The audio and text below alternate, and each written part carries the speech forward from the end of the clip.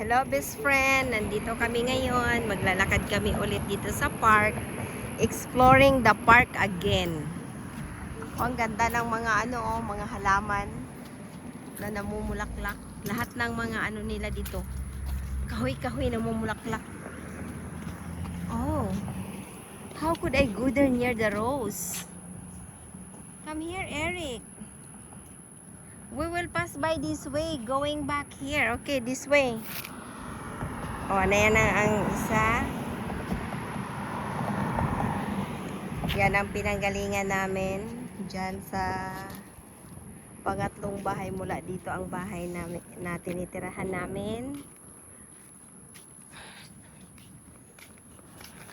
Kailan ka pupunta sa driving school? Nag-antay pa si Tita LG ng schedule. Ma, Yan ang napakagandang rose, oh. My God. bakit sa Pilipinas hindi kailangan ng schedule kapag driving school? Kasi Kasi sa Pilipinas maraming driving school. bakit dito kaunti lang ang driving school? Ay, hindi man sila dito ganyan. Tingnan mo yung mga dyan, mga ibon.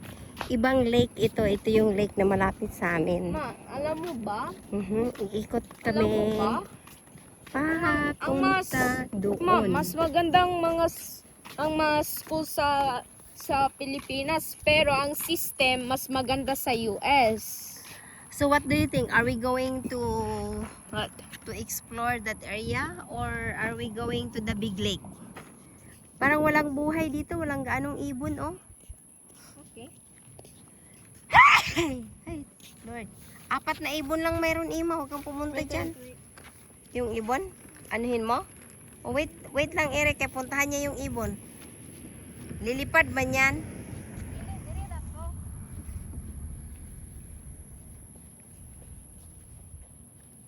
Na.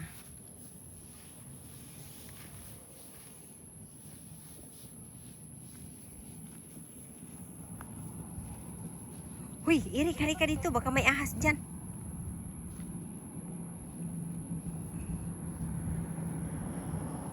Exploring the Overstreet talaga ito.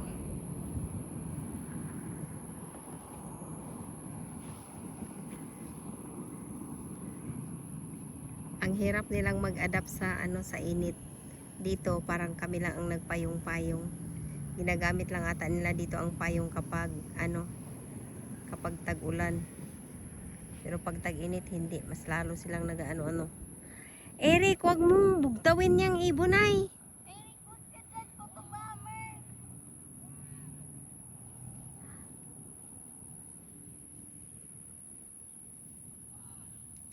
Eric, that bird, Eric, won't stay. Come back here. Eric, Emma, mahulog ka dyan. Creek na yan, Emma. Nang nasi.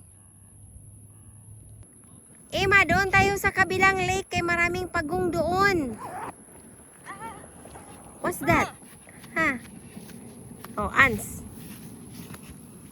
Kamay. Grabe, sakit. Sabi ko sa'yo, huwag ka pumunta doon. May ants eh. Tika lang. Kala ko sabi mo ahas. Ahas at saka ants.